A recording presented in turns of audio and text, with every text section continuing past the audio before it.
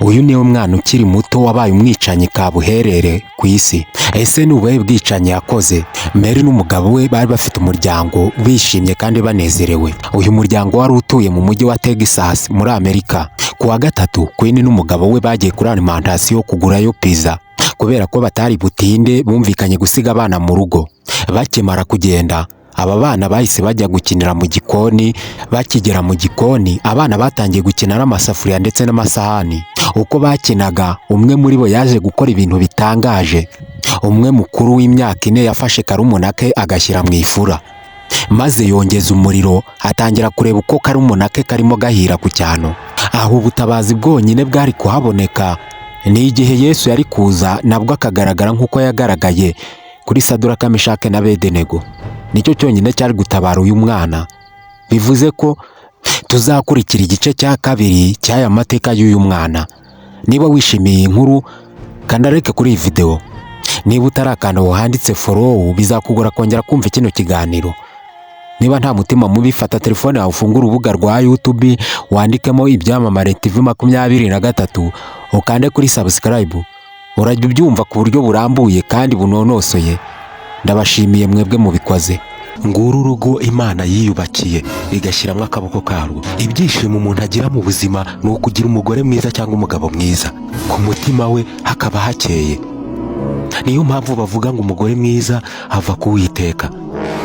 Iyo utashye ufite ibibazo wabuze aho werekeza, umugore wawe agukorera utuntu twishi twatuma ibitekerezo bishira. Iyo akubonye bwo yonyine kubera urukundo agukunda, ahita amenya ko uhangayitse. Agerageza gushaka udutekanike twishi twatuma umutima wawe ucururuka. Umuryango mwiza niyo soko y'iterambere. Ese Imana ipimisha iki abayo?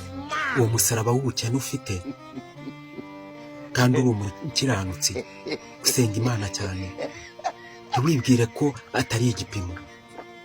Iyo dusomye neza inkuru ya Yobu, itwigisha neza uburyo shitani yagerageje Yobu maze ikajya kureguza imbere y'Imana. Mu kuvumvura kwayo kwaje kugera igihe Imana irarambirwa.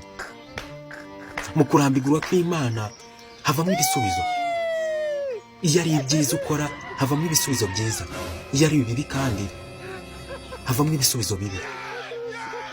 Nyuma y'uko Yobu atotejwe cyane, yaje kugirirwa neza, asubizwa ibye byose.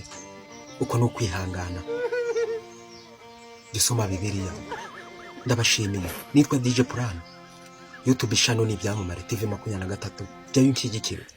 Dore umusaruro w'irari ry'amafaranga mu rukundo. Nibyo wabyumvishe neza.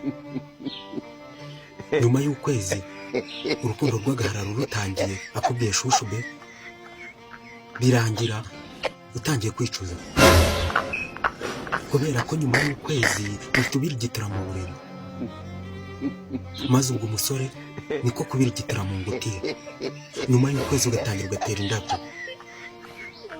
Nyuma y'amezi 9 ubu byivukishije umwana. Umwana w'inzirakarengane arahateserera. Kubera ko wagiye ukurikiye ipeso, utangira kubura ibyo umugaburira, kurira, kwibaza byinshi. Maze nyuma y'ubwo rukundo rwinshi wajya uhamagara nomero ikikuraho. Ngize ingaruka. Ndabashimiye.